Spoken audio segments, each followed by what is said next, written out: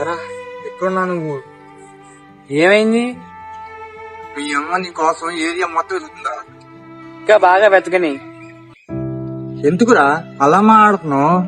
కలిసి ట్రిప్కి వెళ్దాం 2000 అడిగా, కానీ 200 పెట్టింది చేతిలో.